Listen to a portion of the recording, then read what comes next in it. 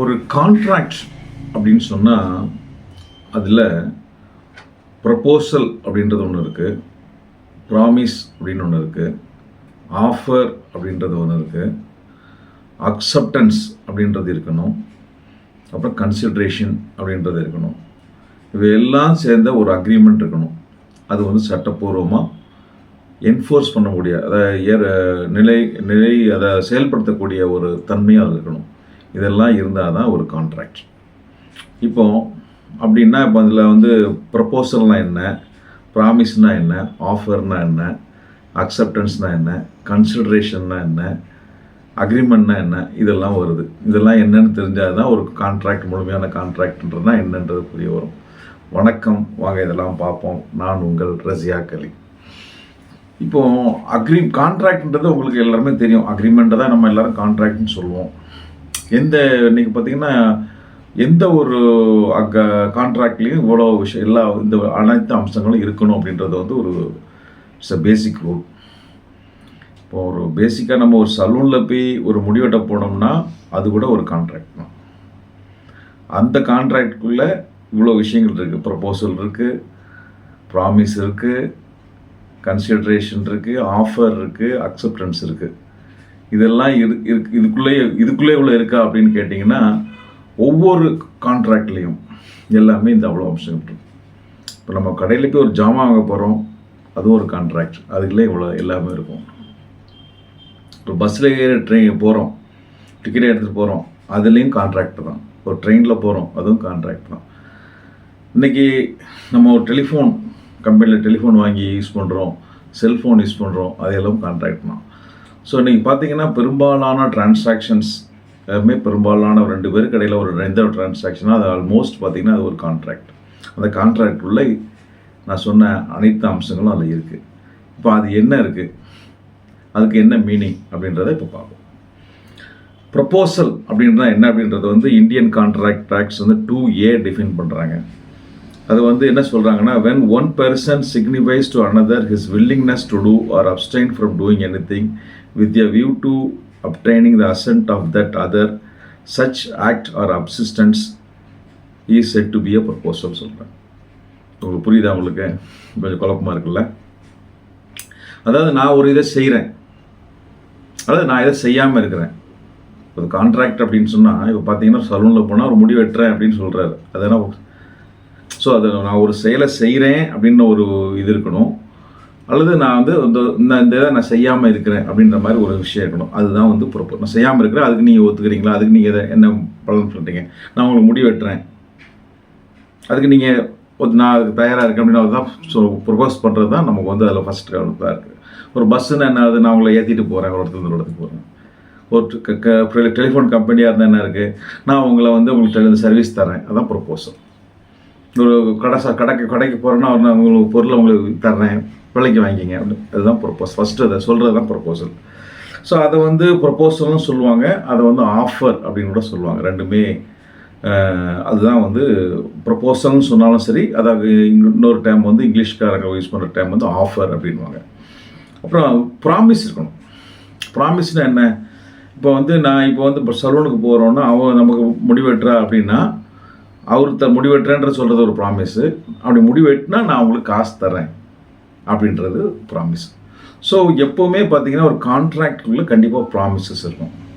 இப்போ நம்ம ஒரு டாக்டர்கிட்ட போகிறோன்னா பல்ல காட்டுறோன்னா எனக்கு உடம்பு சரியில்லைன்னு காமிச்சோன்னா என்ன சொல்லுவாங்க, அவர் பாப்பர் கன்சல்டேஷன் பண்ணுவார். ஸோ நமக்குள்ளே ஒரு இம்ப்ளைடு ப்ராமிஸ் இருக்குது. என்ன ப்ராமிஸ் இருக்குது, நீங்கள் பார்த்து ப்ரிஸ்கிரிப்ஷன் பண்ணால் அதுக்குள்ளே பேமெண்ட்டை நான் பேமெண்ட் பண்ணுவேன். இது நான் வந்து ஒரு ஒரு கடையில் போய் ஒரு ஜாமான் வாங்குறோம், பில்லை எடுத்து ஹோட்டலுக்கு போகிறோம், சாப்பிட்றோம், இட்லியே சாப்பிட்றோம் அப்படின்னா என்ன அர்த்தம், நான் சாப்பிட்டா பரவாயில்ல காசு கொடுப்பேன் அப்படின்னு ஒரு ப்ராமிஸ் அதில் இருக்குது. ஸோ ப்ரப்போசல்ன்றது வந்து நான் சாப்பாடு ரெடி பண்ணி வச்சுருக்கிறேன், வந்து சாப்பிடுங்க, சாப்பிட்டு எடுத்துக்கு அதில் காசு கொடுங்கன்னு சொல்லிட்டு ப்ரப்போசல், அது ஆஃபர். நம்ம அதை சாப்பிட்ட பிறகு காசு கொடுப்பேன் அப்படின்றது ஒரு ப்ராமிஸ். ஸோ அது வந்து கண்டிப்பாக அந்த ப்ராமிஸ் வந்து ஒவ்வொரு கான்ட்ராக்ட்லையும் இருக்கணும். அடுத்தது பார்த்திங்கன்னா கன்சிடரேஷன்றது மறுபயன் அப்படின்னு தமிழில் சொல்லுவாங்க. எந்த ஒரு கான்ட்ராக்ட்லேயும் கண்டிப்பாக கன்சிடரேஷன் அப்படின்றது இருக்கணும், இல்லைன்னா அது வந்து that is not a contract. இப்போ வந்து உதாரணத்துக்கு வந்து நான் வந்து உங்களுக்கு உங்கள் ட்ரஸ்ட்டுக்கு நான் ஒரு 1,00,000 டொனேஷன் தரேன் அப்படின்னு சொல்கிறாங்கன்னா அதை ஒன்று எழுதி கொடுத்தாருன்னா அது வந்து அந்த தரல உடனே அவங்க மேலே கேஸ் போடணுமான்னா கேஸ் போட முடியாது. ஏன்னா அதில் வந்து ஒரு கன்சிடரேஷன் அப்படின்றது பாட்டு இல்லை. கன்சிடரேஷனாக அதாவது இப்போ நான் கன்சிடரேஷன்றது என்ன மீனிங் அப்படின்னா, இப்போ நம்ம போய் ஒரு ஹோட்டலில் போய் சாப்பிட்றோன்னா அவங்க இட்லி நமக்கு தர்றது அவங்க தர்றாங்க, அது கன்சிடரேஷன். அதுக்கு நம்ம காசு கொடுக்குறோம், அது கன்சிடரேஷன். ஸோ அந்த கன்சிடரேஷன் அவங்க ஒரு பர்ஃபார்மன்ஸ் செய்வாங்க, நம்ம ஒன்று கொடுப்போம். அது நீனா அது வந்து அது பொருளாக தான் இருக்கணும், காசாக தான் இருக்கணுன்றது இல்லை, ஒரு ப்ராமிஸாக கூட இருக்கலாம். இப்போ நீங்கள் வந்து நீங்கள் இப்போ இட்லியை கொடுங்க, அதுக்குள்ளே காசு நான் ஒரு 4 நாள் கழிச்சு தருவேன், ப்ராமிஸ். நீங்கள் எனக்கு வந்து இப்போ ஒரு 1000 ரூபா கொடுங்க, அதுக்குள்ளே வேலையை நான் நாளைக்கு வந்து செய்கிறேன், ப்ராமிஸ். அந்த ப்ராமிஸ் கூட எவ்ரி செட் ஆஃப் ப்ராமிஸ் வந்து கன்சிடரேஷன் ஆகும். ஸோ ஒரு கான்ட்ராக்ட்னா அது அக்செப்டன்ஸ் அப்படின்னா ஒன்று பண்ணுறதுன்னா, இப்போ வந்து நம்ம வந்து ஒரு ஆஃபர் ஒருத்தர் கொடுத்தாங்கன்னா அதுக்கு அடுத்தவங்க வந்து அதை ஏற்றுக்கொள்ளணும். இப்போ உதாரணத்துக்கு இப்போ பேங்கில் லோன் தரேன்றது ஆஃபர். அதை நம்ம அடுத்தவங்க கேட்டுக்கிட்டாங்கன்னா ஏற்றுக்கிட்டாங்கன்னா அதை அக்செப்ட் பண்ணிக்கிட்டாங்கன்னா அது வந்து கான்ட்ராக்டாக ஒரு ஃபார்மேஷன் வரும். ஒரு கடையில் ஹோட்டலில் வந்து நான் இட்லி விற்கிறேன்னு சொல்லிக்கிட்டு இருந்தால் அங்கே கான்ட்ராக்ட் இருக்காது. அதை நம்ம போய் உட்காந்து வச்சாரிங்க, நான் இட்லியை நான் வாங்கி நான் சாப்பிட்றேன், நான் அதை அக்செப்ட் பண்ணிக்கோங்க, நீங்கள் போடுற இட்லி நான் சாப்பிட தான் தயாராக இருக்கேன், சாப்பிட்றதுக்குள்ள பேமெண்ட் பண்ணுறேன் அப்படின்னு அதை அக்செப்ட் பண்ணுறோம் பார்த்தீங்களா, அதுதான் that is called the acceptance. இப்போ அது சலூனுக்கு போனீங்கன்னு வச்சிங்களேன், அங்கேயும் கூட அதே அக்செப்டன்ஸ் இருக்கும். என்ன அக்செப்டன்ஸ் சொல்லுங்கள்? ஸோ நீங்கள் வந்து நான் வந்து உங்களுக்கு முடி வெட்டி விடுறேன்னா அதுக்குள்ளே காசு நான் தரேன், நான் சம்மதிக்கிறேன் அப்படின்னு அக்செப்ட் பண்ண அவர் கொடுத்த ஆஃபர். அவர் வந்து நான் முடியோட தயாராக இருக்கேன், கடையை வந்து வச்சுக்க வாங்க வெட்டுங்க அப்படின்னு சொல்லி போகிறாரு. இப்போ நம்ம போய் முடி வெட்டுறோம், அப்போ அதுக்குள்ளே காசு நம்ம கொடுக்குறோம். ஸோ அந்த ஃபஸ்ட்டு வந்து ஆஃபர் பண்ணுற நான் தயாராக இருக்கிறேன், எனக்கு வாங்க அப்படின்னு சொல்லி இதுக்கு ரேட் இவ்வளவு, நான் வெட்டுறேன் தயாராக இருக்கேன் அப்படின்னு சொன்னால் அது வந்து ஆஃபர். அதுக்கு நம்ம வந்து அதுக்குள்ளே காசு தரேன், ஓகே நான் ஒத்துக்கிறேன் ஏற்றுக்கொள்கிறேன் அப்படின்னு சொல்கிறது அக்செப்டன்ஸ். ஸோ அது ரெண்டும் இருக்கணும், அதில் கன்சிடரேஷனும். ஸோ இவையெல்லாம் சேர்ந்தால் தான் ஒரு அக்ரிமெண்ட்டுக்கு இருக்கிறதா கூடியதாகும். இப்போ இதெல்லாம் சேர்ந்த ஒரு விஷயம், ஒரு ஆஃபர் இருக்கும், ஒரு அக்செப்டன்ஸ் இருக்கும், ஒரு கன்சிடரேஷன் இருக்கும். ஸோ நான் இதை செய்கிறேன், இதை வாங்கிட்டு இது காசு தரேன் அப்படின்லாம் சொல்கிறதெல்லாம் வந்து உள்ள பார்ட்டு. இதெல்லாம் இருந்த ஒன்று சம்மதித்து ஏற்றுக்கொள்வது தான் ஒரு அக்ரிமெண்ட். ஸோ இந்த அக்ரிமெண்ட் வந்து எல்லா அக்ரிமெண்ட் இது மாதிரி ஒத்துக்கு விஷயங்களும் அக்ரிமெண்ட். இப்போ கான்ட்ராக்ட்னா என்னென்னா, அந்த அக்ரிமெண்ட்டில் ஒரு பர்டிகுலர் விஷயம் இருந்தால் தான் அது கான்ட்ராக்டாக மாறும். அது என்ன பர்டிகுலர்னா, சட்டப்படி என்ஃபோர்ஸ் பண்ணப்படக்கூடிய அக்ரிமெண்ட்டாக அது ஒன்று சொல்லுவாங்க, all contracts are agreements but all agreements are not contracts. என்ன மீனிங்னா, எல்லா கான்ட்ராக்டும் அக்ரிமெண்ட்டு தான், ஆனால் எல்லா அக்ரிமெண்ட்டும் கான்ட்ராக்ட் கிடையாது.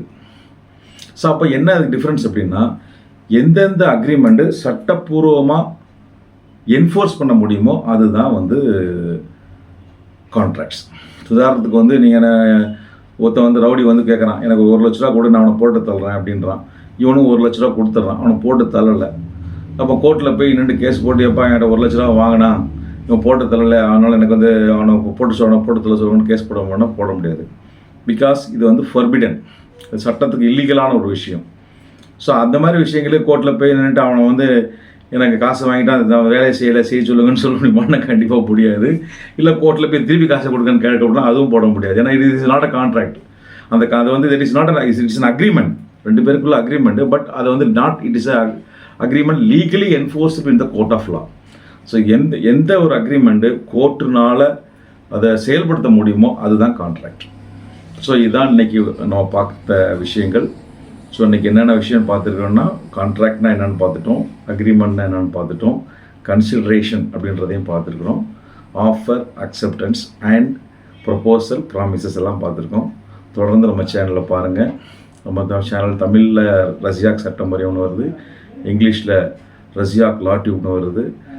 நம்ம சேனலில் பார்த்து உங்கள் சட்ட அறிவு பெருக்கிங்க. உங்களுக்கு ஸ்பெசிஃபிக்காக ஏதாவது டவுட் இருந்தால் நம்ம சேனலில் பார்த்து அதிலே தெரிஞ்சுக்கலாம். அதே மீறி உங்களுக்கு ஏதாவது தனிப்பட்ட முறையில் ஒரு கன்சல்டேஷனோ இல்லை ஒரு விளக்கமோ தேவைப்பட்டால் இந்த நம்பரை கான்டாக்ட் பண்ணுங்கள். டைம் இருந்தால் என்னால் முடிஞ்சால் உங்களை கிளாரிஃபை பண்ணுறேன். நன்றி, வணக்கம், அன்புடன் ரஷ்யாக் அலி.